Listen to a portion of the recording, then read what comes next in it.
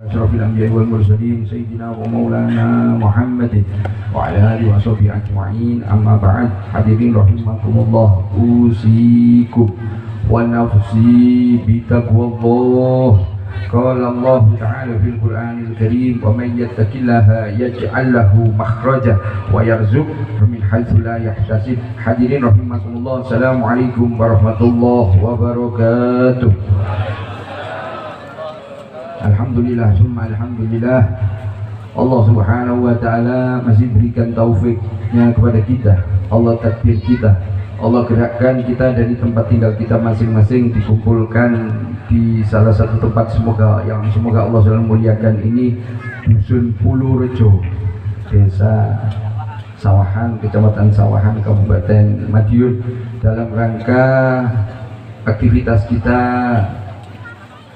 rangkaian safari maulid. Alhamdulillah, malam ini malam yang ke-50. Semoga aktivitas yang telah kita lakukan termasuk malam ini oleh Allah dicatat sebagai amal solih engkang makbulan, dan semoga dengan sifat Rahman Rahimnya Allah dan dengan berkahnya majelis ini, apa yang menjadi harapan keinginan kita semuanya mendapatkan keridhaan dan dikabul oleh Allah Subhanahu wa taala, insyaallah. Allahumma amin. Shalawat serta salam semoga selalu tercurah kepada junjungan kita baginda Nabi Agung Muhammad sallallahu alaihi wasallam beserta seluruh keluarga beliau, sahabat beliau, para pengikut beliau, termasuk kita semuanya ila yaumil qiyamah, insyaallah. Allahumma amin. Hadirin rahimakumullah, kurang 8 menit setengah 11. Nggih, kurang 8 menit setengah 11. Kula badhe matur dua perkara. Semoga dibagi 8 bagi 2, petang menitan rampung. Masuk. Insyaallah. Yang pertama yaitu kita sepakati, kita amini, kita setujui bahwa kita yang di sini adalah manusia.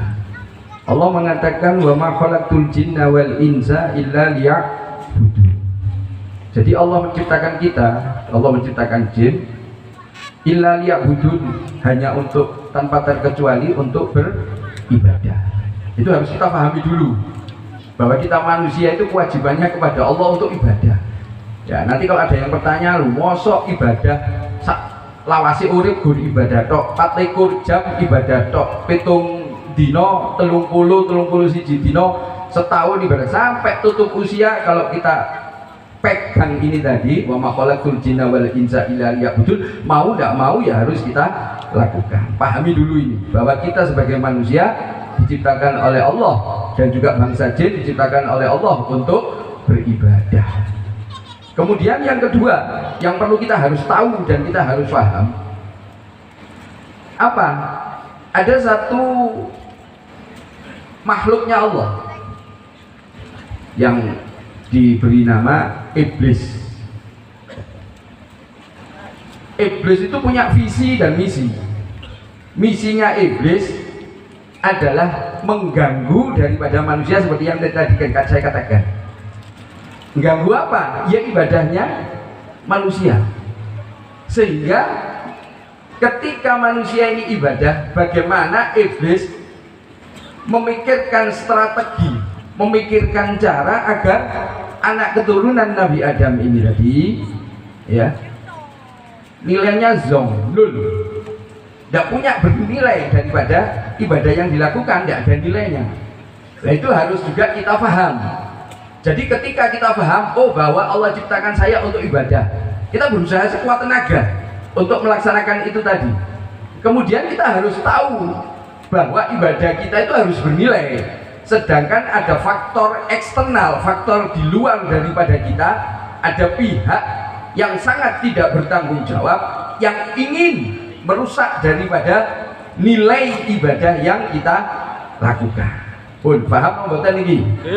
Paham. Wis mlaku utang ni tenang. Ya, kula analogikaaken ngeten. Saya analogikakan ibadah itu cangkir. Ini gitu. Kalau analogikaaken ibadah itu cangkir. Nah, di dalam cangkir ini ada air yang saya analogikakan sebagai nilai dari ibadah. Wis bahasa gampangane ganjaran utawi pahala. ketika panjenengan memegang, ketika panjenengan melakukan ibadah, jangan sampai pahala, jangan sampai air yang ada di dalam cangkir ini tumpah. Kalau tumpah berarti kan nol, zom, tidak bernilai dari ibadah kita. Bisa diikuti? Paham ya? Paham. Terus pripun carane kersane toyo niki wau mboten kutah. Padahal kita nyun sewu kali Allah Ta'ala masa berlaku kita antara kulon jenengan komandan bayai Gus Hadroh sedoyo mawon niki mboten sami. Masa kita loh di dunia kan tidak sama. Saya ibaratkan masa yang kita miliki itu kita jalan. Nah terus kula kan jenengan nyekel niki wau, nyekel gelas, ibadah yang kita lakukan selama kehidupan kita ibaratkan kita berjalan. Pripun carane agar air ini tidak tumpah? Yang bisa kita lakukan, kita fokus, khusuk, metenteng rek bahasa Jawa.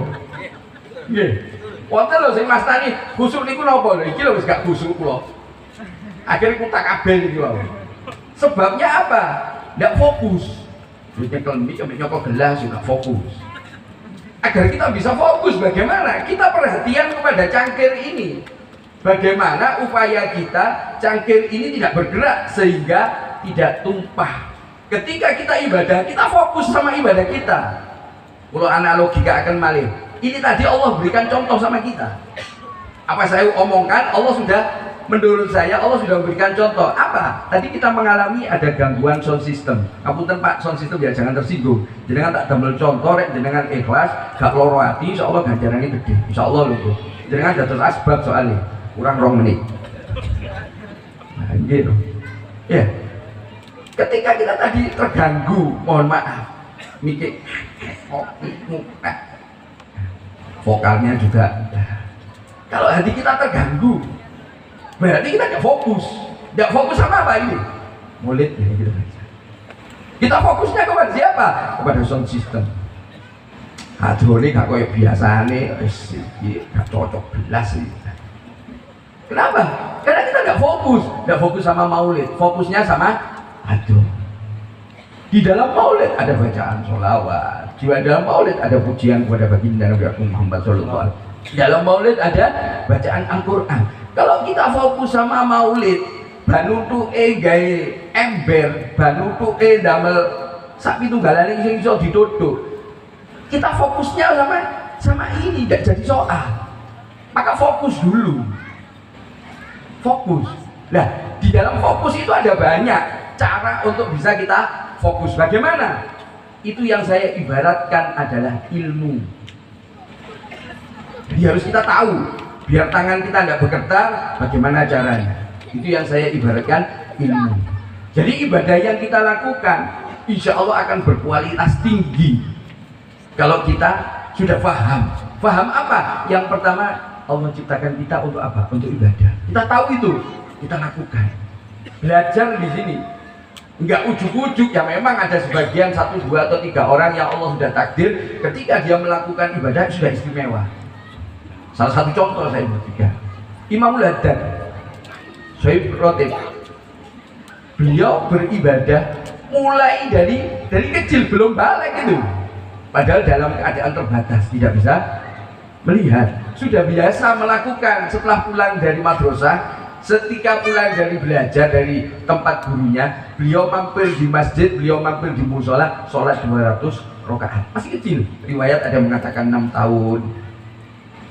Itu dimulai kecil, sehingga Imamul Haddad ketika dewasa sudah menjadi dikatakan ahli daripada ibadah.